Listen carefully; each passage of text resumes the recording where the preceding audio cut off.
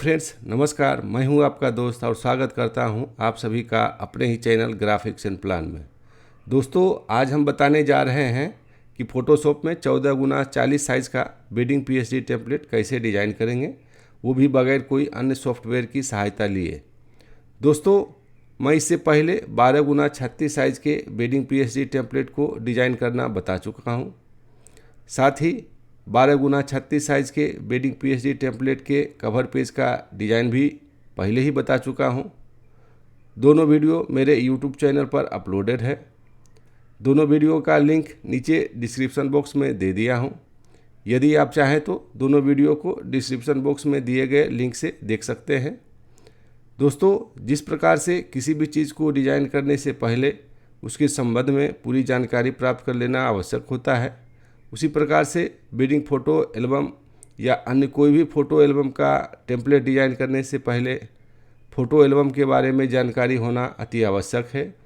तभी आप सही तरीके से फ़ोटो एल्बम का टेम्पलेट डिज़ाइन कर पाएंगे।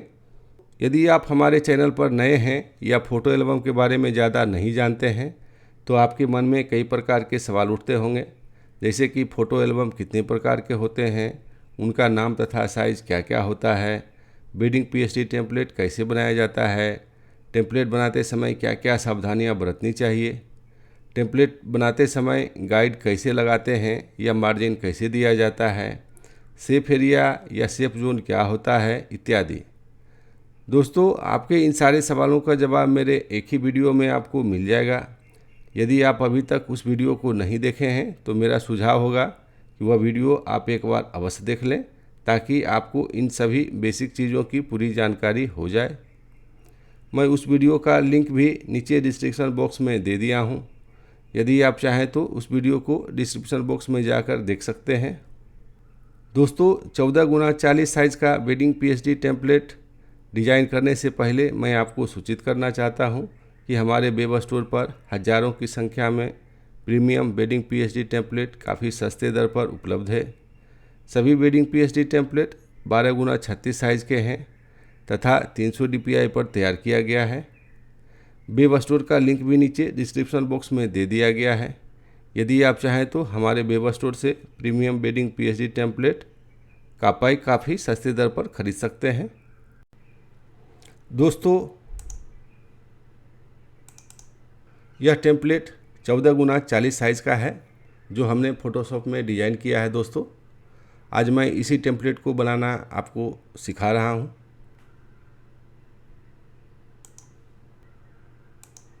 तो दोस्तों, अब हम लोग चलते हैं फ़ोटोशॉप पर। दोस्तों, हमारा फ़ोटोशॉप खुल चुका है। अब आप यहाँ देख रहे हैं क्रिएट न्यू। आप इस पर क्लिक करके एक नया पेज ले सकते हैं, या ऊपर यहाँ जो फाइल मेनू दिया गया है इस पर भी आप क्लिक करके आप एक नया पेज ले सकते हैं दोस्तों। या अपने कीबोर्ड से सिंपली Ctrl+N टाइप करने पर आपको एक नया पेज मिल जाएगा दोस्तों। तो मैं यहाँ से क्रिएट न्यू पर क्लिक करके एक पेज ले रहा हूँ। यहाँ पर देखिए बहुत सारे ऑप्शन आपको मिल रहा है दोस्तों। आप यहाँ पर देख लीजिए। यहाँ विड्थ में आप रखिएगा 40 इंच, हाइट में आप रखिएगा 14 इंच और रिजोल्यूशन 300 रखिएगा दोस्तों पिक्सल पर इंच। बाकी किसी भी चीज़ में छेड़छाड़ करने की आवश्यकता नहीं है। सिंपली अब यहाँ जो क्रिएट का बटन दिया हुआ है इस पर आप क्लिक कर दीजिए।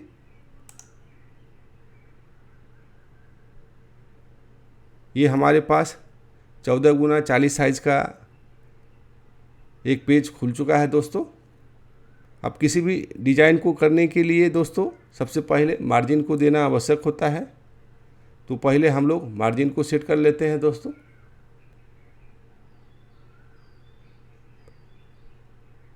मैं 0.25 इंच का मार्जिन दे रहा हूं दोस्तों। आप चाहें तो ½ इंच भी दे सकते हैं, ये आपके ऊपर डिपेंड करता है,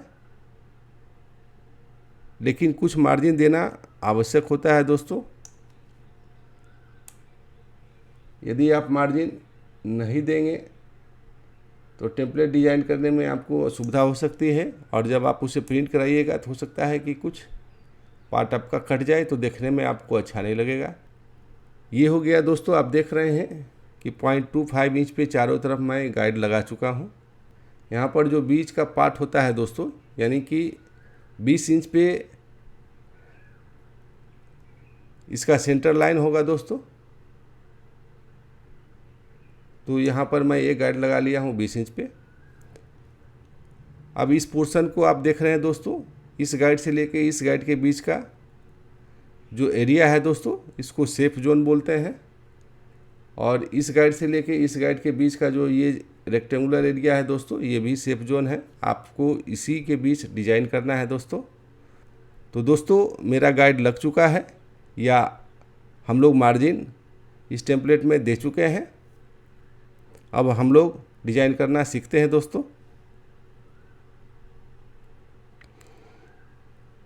तो वेडिंग पीएचडी डिजाइन करने से पहले सबसे पहला काम ये होता है दोस्तों कि पहले आप इसका बैकग्राउंड तैयार कर लीजिए। अभी ये वाइट बैकग्राउंड है दोस्तों, और आप जानते हैं कि वेडिंग टेम्पलेट का बैकग्राउंड वाइट तो हो नहीं सकता है। तो यहाँ पर आपको कुछ कलर लाना पड़ेगा, या कुछ बैकग्राउंड आपको सेट करना पड़ेगा। यहाँ पर हमारे पास कुछ फ़ोटोग्राफ्स है दोस्तों। मैं इन्हीं में से कलर को चूज़ करके एक बैकग्राउंड तैयार करूँगा। और बैकग्राउंड तैयार करना काफ़ी आसान है दोस्तों। देखिए कैसे बैकग्राउंड तैयार होता है किसी फ़ोटो से।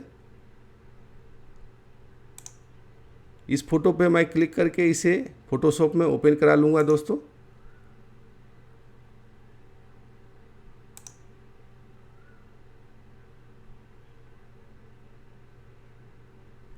ये फ़ोटो फ़ोटोशॉप में ओपन हो चुका है दोस्तों। अब आप देख रहे हैं ये जो दुल्हन है, इनका जो लिबास है वो काफ़ी कलरफुल है। अब इन्हीं के जो लिबास में जो डिज़ाइन बना हुआ है दोस्तों, मैं उन्हीं का एक पार्ट लेकर इस वेडिंग पीएचडी टेम्पलेट का बैकग्राउंड तैयार करूँगा। वो कैसे करेंगे वो देख लीजिए दोस्तों। यहाँ पर आप बाएं साइड में देख रहे हैं रेक्टेंगुलर मर्की टूल है, आप इसको सेलेक्ट कीजिए दोस्तों। और यहाँ एक सिलेक्शन बना लीजिए। इतना एरिया को मैं सेलेक्ट कर लिया दोस्तों। अब इसे कंट्रोल सी दबाकर मैं इस सिलेक्टेड एरिया को कॉपी कर लेता हूं दोस्तों। कंट्रोल डब्ल्यू दबाकर मैं इस फोटोग्राफ को बंद कर दे रहा हूं। कंट्रोल भी दबाकर इस टेम्पलेट के ऊपर जो मैं अभी कॉपी किया था वो पेस्ट कर दे रहा हूं दोस्तों। ये आप देख रहे हैं ये पेस्ट हो चुका है, लेकिन काफ़ी छोटा है। अब मूव टूल से इसे मूव करके एक किनारे पे ले जाइए दोस्तों। कंट्रोल टी दबाकर इसे रिसाइज कर लीजिए। रिसाइज करने के लिए शिफ्ट की को होल्ड कीजिए और ये नीचे वाले पोर्शन को क्लिक करके ड्रैग कीजिए दोस्तों।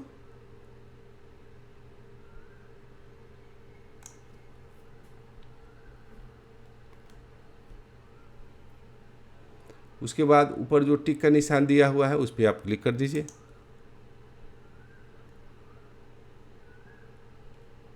इसके बाद दोस्तों फिल्टर में आइए। फिल्टर में आने के बाद ब्लर, ब्लर में आने के बाद गॉसियन ब्लर।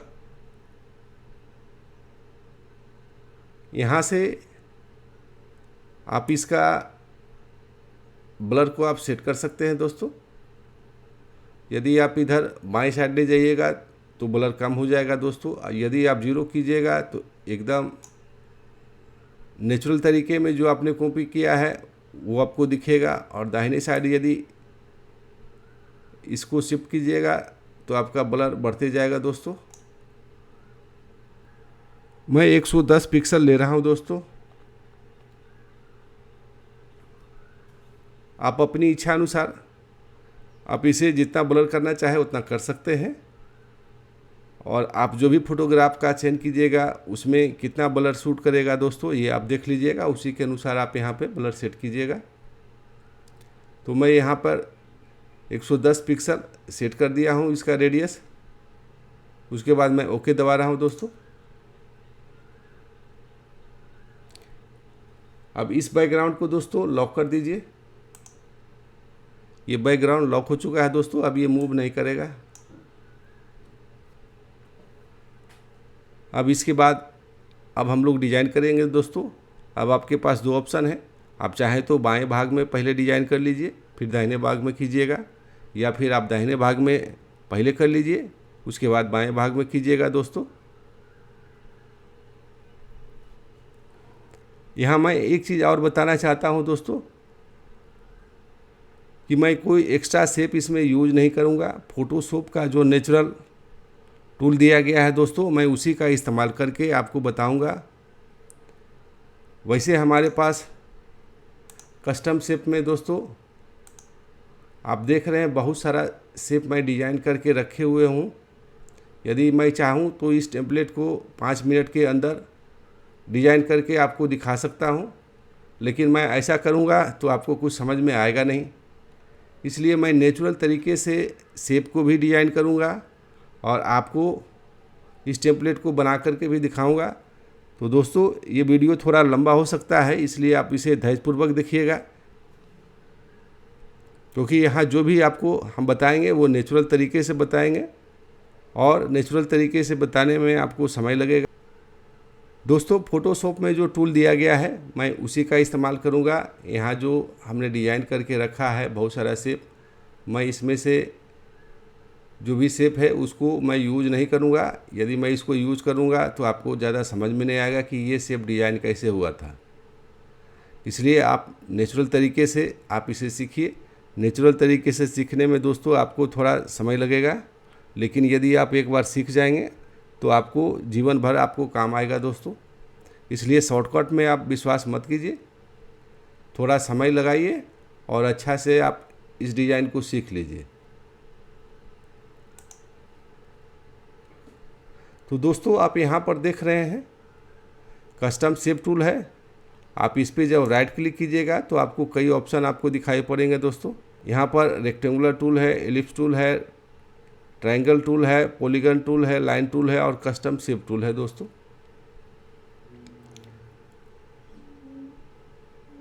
तो यहाँ पर मैं रेक्टेंगुलर टूल को यूज़ करता हूँ दोस्तों, जो फ़ोटोशॉप का नेचुरल टूल है।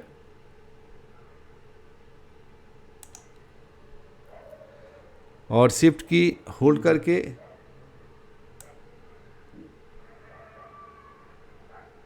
यदि आप रेक्टेंगल डिज़ाइन कीजिएगा तो वो स्क्वायर में बनेगा दोस्तों। यदि आप शिफ्ट की को छोड़ दीजिएगा तो आप अपने इच्छानुसार रेक्टेंगल को आप क्रिएट कर सकते हैं।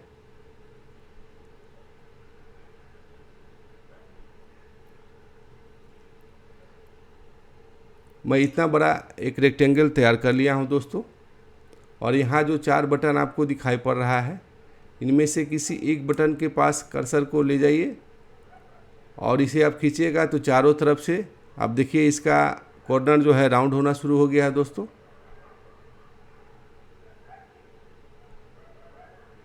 इतना राउंड मुझे सही लग रहा है, मैं इतना राउंड पे ही इसे छोड़ दे रहा हूँ दोस्तों।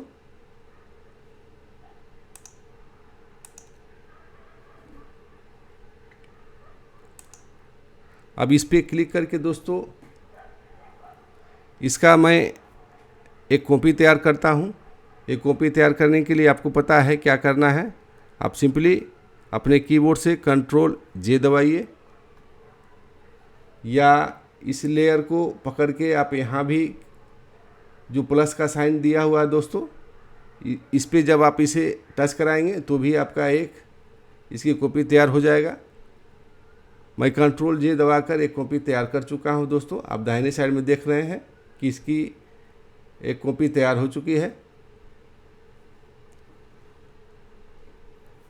अब जो कॉपी तैयार हुआ है दोस्तों उसे मैं ट्रांसफॉर्म करूंगा। ट्रांसफॉर्म करने के लिए आपको पता है Ctrl+T दबाइए।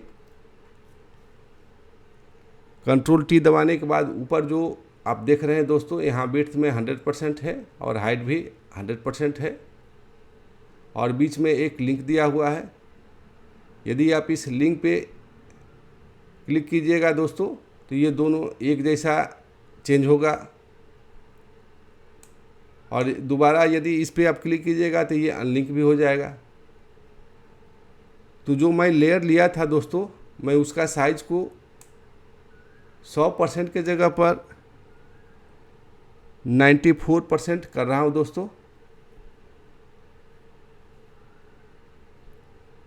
और यहाँ जो हाइट है इसको भी मैं 94% ही कर दूंगा। आप देख रहे हैं कि पीछे वाला जो ओरिजिनल आपका रेक्टेंगल था दोस्तों, उसके ऊपर एक और रेक्टेंगल उससे थोड़ा सा छोटा बन चुका है। अब आप इसे जो टिक का निशान है इस पर क्लिक कर दीजिए।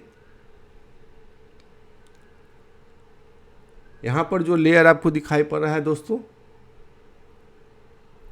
ये दोनों लेयर को शिफ्ट की होल्ड करके सिलेक्ट कर लीजिए और यहाँ जो लिंक का निशान बना हुआ है इस पर आप क्लिक कर दीजिए। इससे होगा ये कि ये दोनों लेयर जो है वो लिंक हो जाएगा। यहाँ आप देख रहे हैं दोनों लेयर लिंक हो चुका है दोस्तों। आप अल्ट बटन दबाकर इसकी एक कॉपी तैयार कर लीजिए।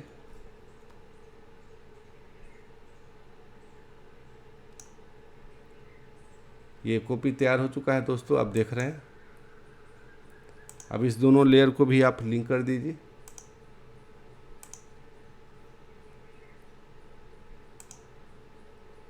लेफ्ट माउस को दबाकर आप ड्रैग कीजिएगा दोस्तों, तो ये चारों लेयर एक साथ सिलेक्ट हो जाएगा। आप देख रहे हैं कि चारों लेयर एक साथ सिलेक्ट हो चुका है। अब अल्ट की दबाकर जब आप इसे ड्रैग कीजिएगा तो ये चारों लेयर की एक कॉपी तैयार हो जाएगा दोस्तों।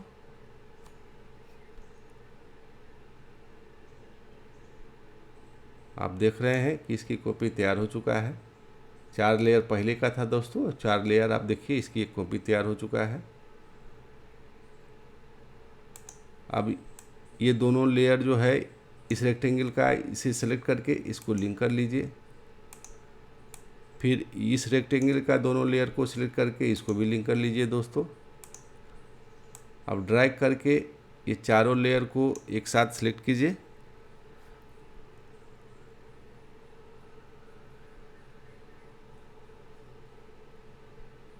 आप इसे चाहे तो रिसाइज भी कर सकते हैं दोस्तों। मैं इसे इतना पर रखता हूं दोस्तों। अब यहाँ जो एंगल का बटन आप देख रहे हैं दोस्तों, इस पर मैं 45 लिख रहा हूँ ताकि ये शेप जो है 45 डिग्री पे टिल्ट कर जाए दोस्तों। आप देख रहे हैं ये चारों फोटो एक साथ 45 डिग्री पे टिल्ट हो गया है दोस्तों। अब आप शिफ्ट की दबाकर इसे आप फिर से रिसाइज कर सकते हैं।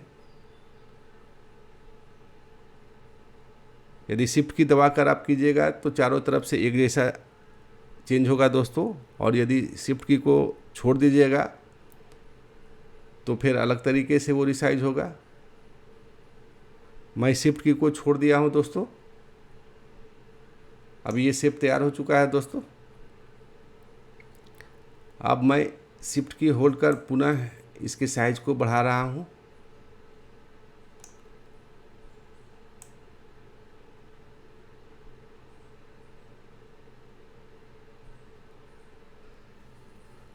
अब ऊपर जो टिक का निशान है दोस्तों उस पर आप क्लिक कर दीजिए।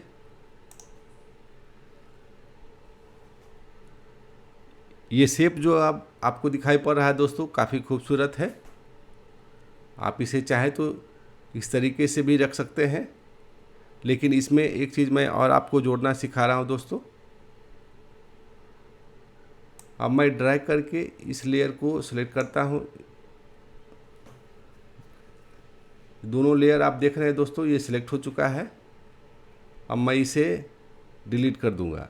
डिलीट करने के लिए सिंपली आप अपने कीबोर्ड से डिलीट भी दबा सकते हैं, या यहाँ जो बिन का आपको सिंबल दिखाई पड़ रहा है इस पर भी आप क्लिक कीजिएगा तो ये डिलीट हो जाएगा दोस्तों। मैं इसे डिलीट कर दे रहा हूँ। आप देख रहे हैं कि यहाँ पर से ये शेप डिलीट हो चुका है दोस्तों।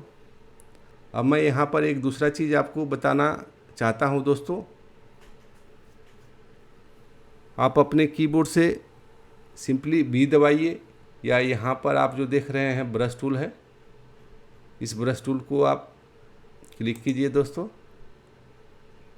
क्लिक करने के बाद यहाँ पर जो प्रॉपर्टी लाइन है दोस्तों, इस पर आप देखिए, यहाँ पर साइज, यहाँ से आप घटा बढ़ा सकते हैं ब्रश का, और यहाँ से हार्डनेस को आप घटा बढ़ा सकते हैं दोस्तों। तो हार्डनेस को आप 0 ही रखिए, साइज़ को अपने इच्छा अनुसार आप इसे घटा बढ़ा सकते हैं।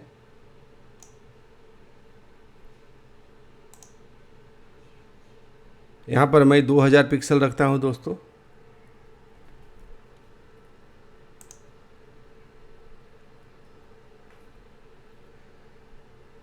कैनवास पे लाने पे आप देख रहे हैं दोस्तों, ये बटन काम नहीं कर रहा है।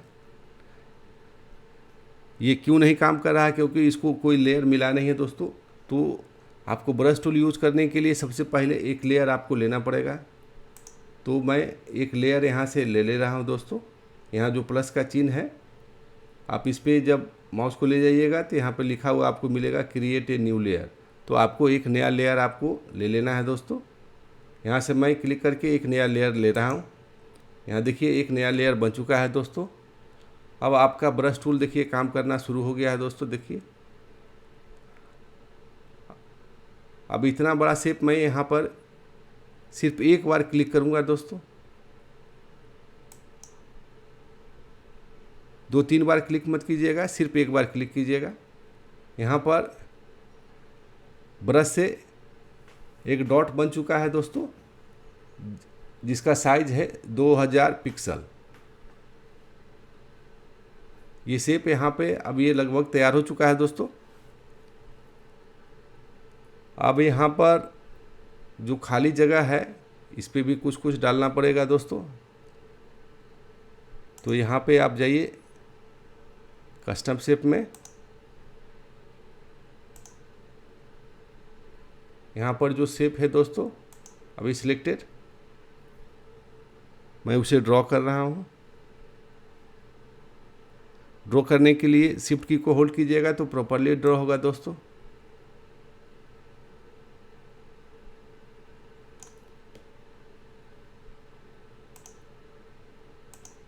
मैं इतना बड़ा साइज इस कस्टम शेप का मैं ड्रॉ कर लिया हूँ।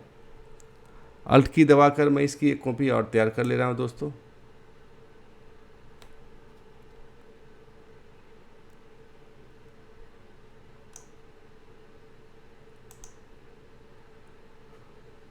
अब चूंकि ये वेडिंग पीएसटी टेम्पलेट है दोस्तों,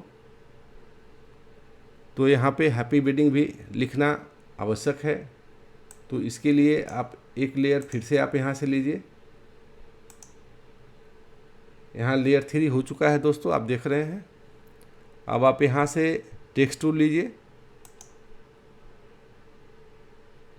यहाँ पर देखिए आपको 4 तरह के ऑप्शन मिल रहे हैं।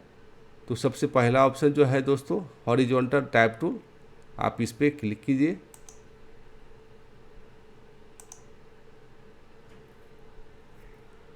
मैं यहाँ पर लिख दे रहा हूँ दोस्तों,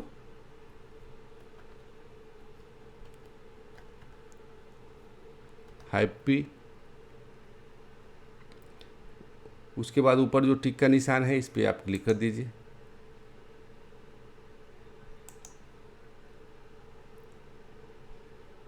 इसको थोड़ा रिसाइज कर लीजिए दोस्तों।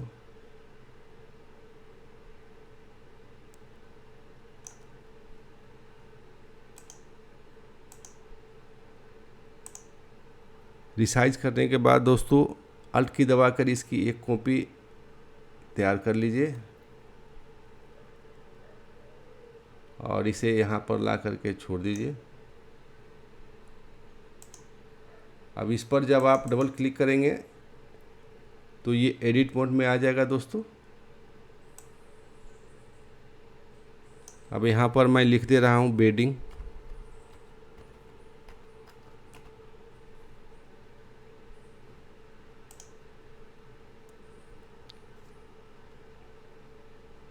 इसे मैं थोड़ा रिसाइज कर दे रहा हूँ।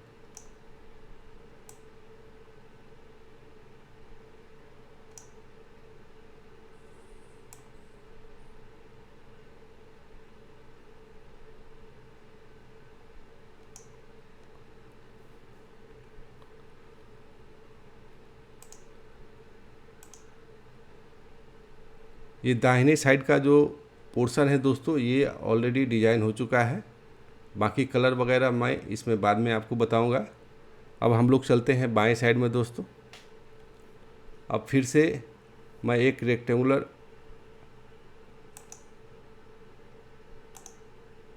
टूल लेकर एक रेक्टेंगल डिजाइन करता हूं दोस्तों।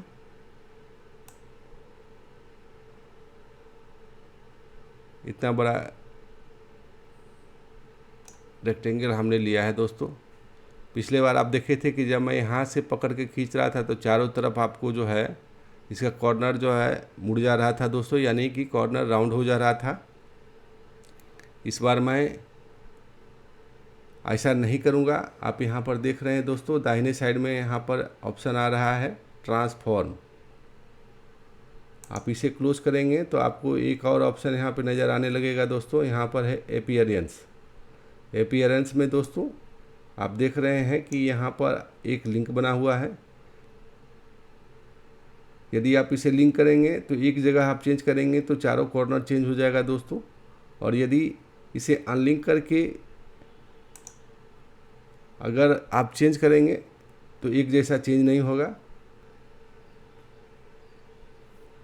तो यदि मैं एक लेता हूँ, उसके बाद इंटर दबाता हूँ, तो देखिए क्या होता है दोस्तों। यहाँ पर देखिए हल्का चेंज हो गया दोस्तों।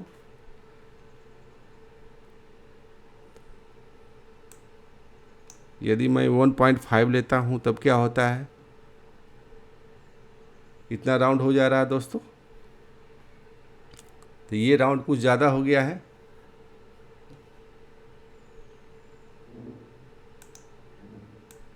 तो इसे मैं 1.25 कर दे रहा हूँ दोस्तों। उसके बाद इंटर कर रहा हूँ। इतना राउंड ठीक लग रहा है दोस्तों। अब ये कॉर्नर आप देख रहे हैं दोस्तों, इस कॉर्नर को मैं जब चेंज किया तो ये कॉर्नर यहाँ चेंज हुआ है दोस्तों। अब मैं इस कॉर्नर को भी 1.25 चेंज कर दे रहा हूँ दोस्तों। उसके बाद आप इंटर दबाइए। देखिए ये कॉर्नर भी राउंड हो गया है दोस्तों। ये अलग रेक्टेंगल में कन्वर्ट हो चुका है। आप देख रहे हैं दोस्तों, ये शेप अलग टाइप का दिख रहा है।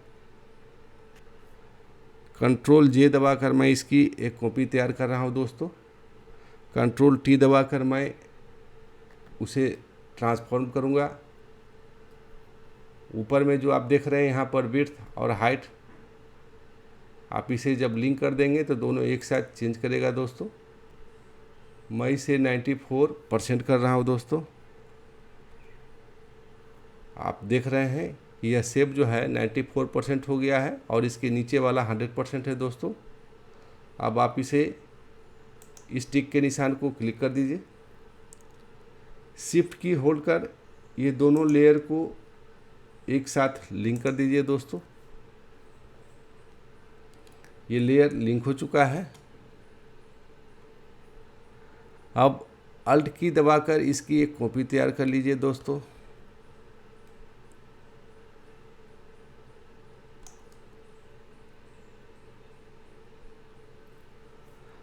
कंट्रोल टी दबाकर आप इसे वर्टिकली फ्लिप कर लीजिए दोस्तों। ये वर्टिकली फ्लिप हो चुका है। अब एरो की बटन से आप इसके डिस्टेंस को कंट्रोल कर सकते हैं दोस्तों।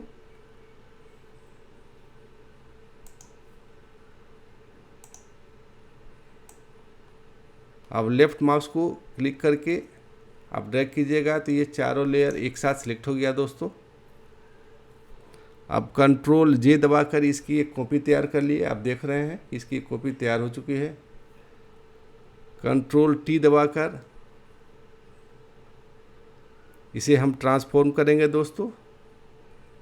शिफ्ट की होल्ड करके ये जो सेंटर पॉइंट है उसको आप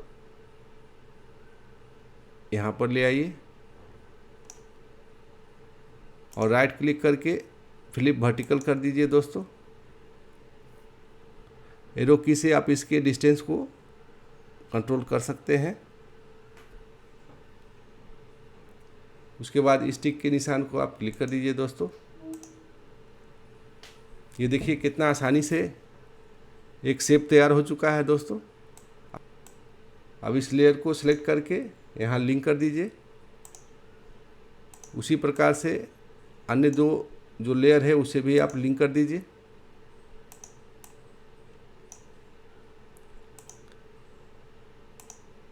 चारों रेक्टेंगल का लेयर लिंक हो चुका है दोस्तों। अब ड्रैग करके लेफ्ट माउस को क्लिक करके जब ड्रैग कीजिएगा तो ये चारों फिगर आपको सिलेक्ट हो जाएगा दोस्तों।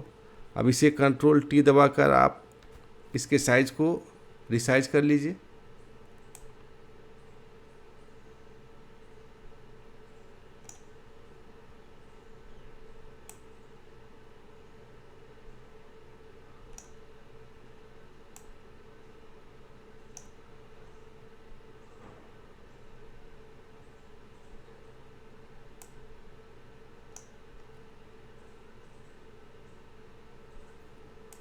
ये शेप रिसाइज हो चुका है दोस्तों और ये डिज़ाइन भी तैयार हो चुका है।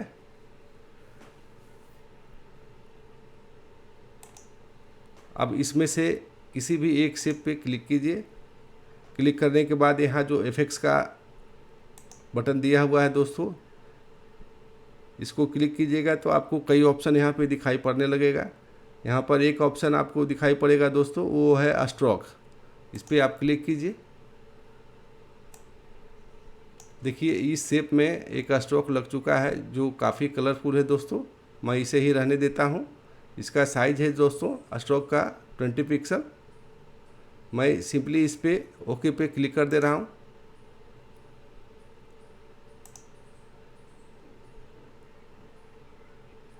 अब इस लेयर पे राइट क्लिक कीजिए दोस्तों। उसके बाद आप देखिए कॉपी लेयर स्टाइल, आप इस पे क्लिक कर दीजिए।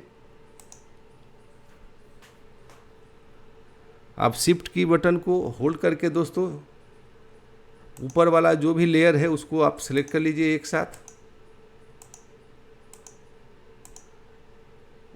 आप देख रहे हैं ऊपर के सभी लेयर जो है वो सिलेक्ट हो चुका है दोस्तों। अब इनमें से किसी भी एक लेयर पे राइट क्लिक कीजिए और ड्रॉप डाउन मेन्यू में यहाँ जो दिखाई पड़ रहा है दोस्तों पेस्ट लेयर स्टाइल, इस पर आप क्लिक कर दीजिए। देखिए क्या होता है। देखिए एक साथ सभी शेप में स्ट्रोक लग चुका है दोस्तों। स्ट्रोक लगने के बाद ये टेम्पलेट और भी खूबसूरत दिखाई देने लगा है।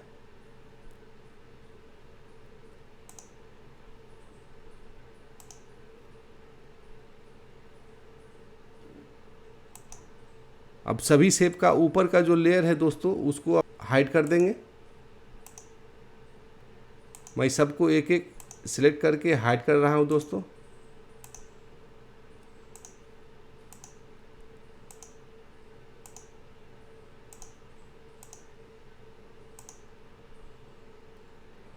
ऊपर का सभी लेयर हाइड हो चुका है दोस्तों। अब आप यहाँ से ड्रैग करके इसे सभी को एक साथ सिलेक्ट कर लीजिए दोस्तों। और यहाँ पर जो देख रहे हैं वो एक स्टाइल है दोस्तों। यहाँ पर हमारा जो है कुछ स्टाइल क्रिएट किया हुआ है। उनमें से एक स्टाइल को मैं चूज कर रहा हूँ दोस्तों। ये सभी शेप का स्टाइल बदल चुका है, आप देख रहे हैं दोस्तों। अब मैं इसे बंद कर दे रहा हूँ।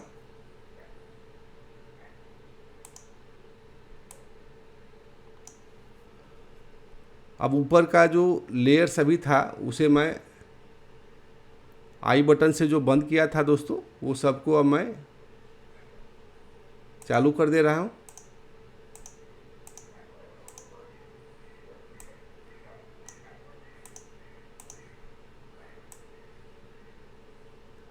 अब ऊपर के सभी लेयर जो है विजिबल हो चुका है दोस्तों। अब आप देखिए ये टेम्पलेट कितना खूबसूरत दिखाई पड़ रहा है।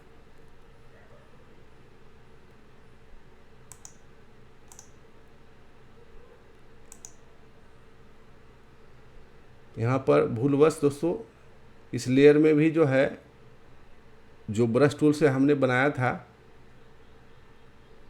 वो भी सिलेक्ट हो चुका था, इसलिए मैं उस लेयर से इस स्टाइल को हटा चुका हूँ। ये टेम्पलेट दोस्तों बनकर के तैयार हो चुका है। अब इस सभी शेप में आप अपना फ़ोटो फिल कर सकते हैं। हमारे पास कुछ फ़ोटोग्राफ्स है, मैं उसे फिल करके बता रहा हूँ दोस्तों। फिल करने का तरीका बहुत ही आसान है। मैं फिल करने के 3 तरीका कई वीडियो में बता चुका हूँ। एक वीडियो में 2 तरीका भी बताया हूँ। चूँकि ये वीडियो काफ़ी लंबा हो चुका है, इसलिए मैं तीनों तरीका या 2 तरीका इस बार नहीं बताऊँगा। मैं सिंपली एक तरीका बता रहा हूँ और वो सबसे आसान तरीका है दोस्तों। आप उसे ध्यान से देखिए हम कैसे इसमें फ़ोटो फिल करेंगे। तो आप देख रहे हैं कि इस टेम्पलेट में जिस भी फ्रेम में आपको फ़ोटो फिल करना है दोस्तों, सबसे पहले उसे आप क्लिक करके सिलेक्ट कर लीजिए।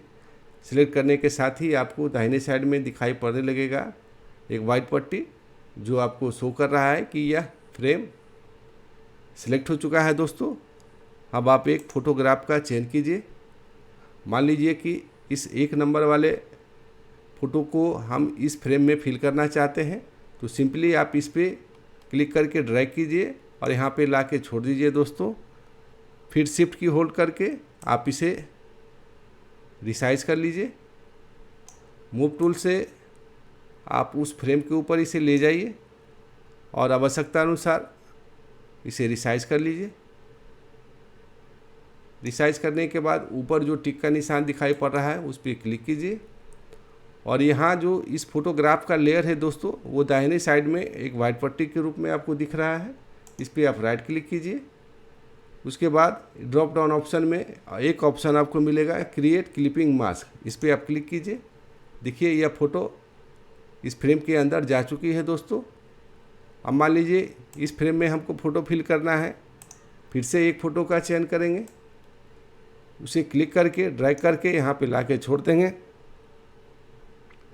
शिफ्ट की होल्ड कर फ़ोटो को रिसाइज कर लेंगे लगभग उस फ्रेम के बराबर।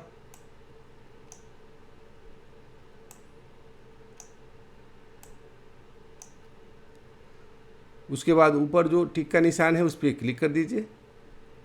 इस फ़ोटो के सिलेक्टेड लेयर पे राइट क्लिक कीजिए। उसके बाद क्रिएट क्लिपिंग मास्क पे क्लिक कर दीजिए। इस फ्रेम में भी फ़ोटो फिल कर दे रहा हूँ दोस्तों।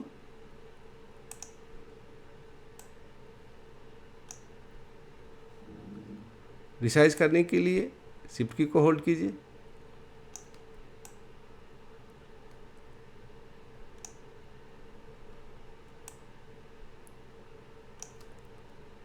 ऊपर जो टिक का निशान है उस पर क्लिक कीजिए। इस सिलेक्टेड लेयर पे राइट क्लिक कीजिए, क्रिएट क्लिपिंग मास्क। अब इस फ्रेम में फ़ोटो फिल कर दे रहे हैं दोस्तों।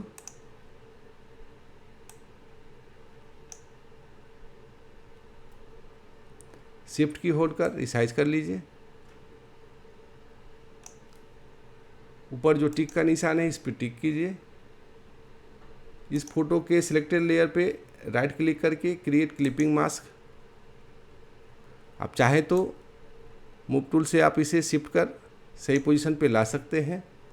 अब इस फ्रेम में फ़ोटो फिल करना है दोस्तों। फिर से एक फ़ोटो का चयन कीजिए और इसे यहाँ पर ला करके छोड़ दीजिए। शिफ्ट की होल्ड कर इसे रिसाइज कर लीजिए। इस फ्रेम के ऊपर लाइए। ऊपर टिक के निशान को क्लिक कीजिए। इस फोटो के सिलेक्टेड लेयर पे राइट क्लिक करके क्रिएट क्लिपिंग मास्क कर दीजिए। अब इस फ्रेम में फ़ोटो डाल लेते हैं दोस्तों।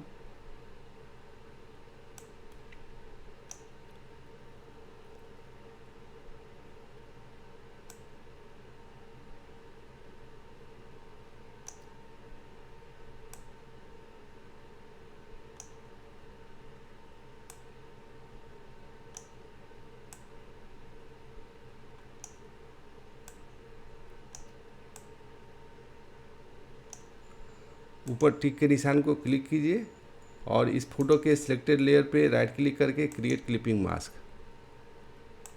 मूव टूल से आप इसे थोड़ा एडजस्ट कर सकते हैं। अब इस फ्रेम में फ़ोटो डाल देते हैं दोस्तों।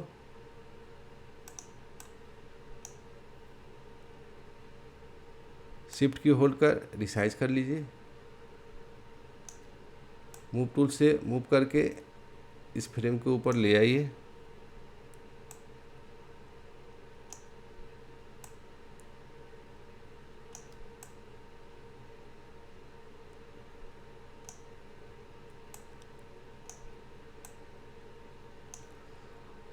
ऊपर जो टिक का निशान है उस पर क्लिक कीजिए और इस फोटो के सिलेक्टेड लेयर पे राइट क्लिक कीजिए, क्रिएट क्लिपिंग मास्क पे क्लिक कर दीजिए। अब दोस्तों यहाँ पर जो ब्रश से हम शेप बनाए थे, इसमें फ़ोटो कैसे फिल करेंगे, इसमें भी फिल करने का वही तरीका है दोस्तों। इस शेप को जो ब्रश से हम लोग बनाए थे इस पर क्लिक करेंगे और एक फ़ोटोग्राफ्स को यहाँ पे लाएंगे दोस्तों। मान लीजिए इस फोटोग्राफ को मुझे यहाँ फिल करना है, तो इस फोटोग्राफ को क्लिक करके ड्रैग करके यहाँ पे लाके छोड़ देंगे दोस्तों।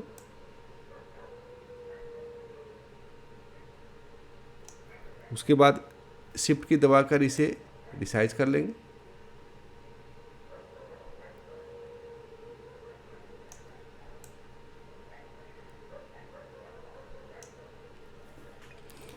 इस फोटो के सिलेक्टेड लेयर पे राइट क्लिक कीजिए और क्रिएट क्लिपिंग मास्क पे क्लिक कर दीजिए दोस्तों। अब आप देख रहे हैं यह फ़ोटो जो हमने ब्रश टूल से शेप बनाया था उसमें फिल हो चुका है दोस्तों। यहाँ दाहिने साइड में आप देख रहे हैं यहाँ पर आपको कई तरह के ऑप्शन आपको मिल रहे हैं और इस पे जब माउस का कर्सर जब इस पे जा रहा है दोस्तों तो इसका कलर भी चेंज कर रहा है दोस्तों। यदि आप चाहें तो इस फ़ोटो को ब्लैक एंड वाइट भी कर सकते हैं। इसके लिए आपको लुमिनोसिटी पे आपको आना पड़ेगा दोस्तों। आप देखिए ये फ़ोटो ब्लैक एंड वाइट हो चुका है। यदि आप चाहें तो इसे नॉर्मल भी रख सकते हैं। नॉर्मल करने के लिए आपको नॉर्मल पे आना होगा। इनमें किसी भी फ़ोटो को यदि आपको ब्लैक एंड वाइट करना है दोस्तों तो उस लेयर को आप सिलेक्ट कीजिए। यहाँ लुमिनोसिटी पे आइए, आप इस पर क्लिक कीजिएगा, वो फ़ोटो ब्लैक एंड वाइट हो जाएगा। ये आपके मर्ज़ी के ऊपर डिपेंड करता है कि आपको ब्लैक एंड वाइट रखना है या कलर फ़ोटो रखना है दोस्तों। यदि फिर से आपको ये ब्लैक एंड वाइट हो चुका है, इस फ़ोटो को फिर से आपको कलर में लाना है दोस्तों, तो आप नॉर्मल पे आप ले आइए। नॉर्मल पे आप जब क्लिक कीजिएगा तो ये फ़ोटो फिर से कलर हो जाएगा दोस्तों। 14x40 साइज़ का वेडिंग PSD टेम्पलेट आप डिज़ाइन करना सीख चुके हैं दोस्तों। अब यहाँ जो गाइड हम लोग लगाए थे इसको आप ड्रैग करके हटा सकते हैं दोस्तों।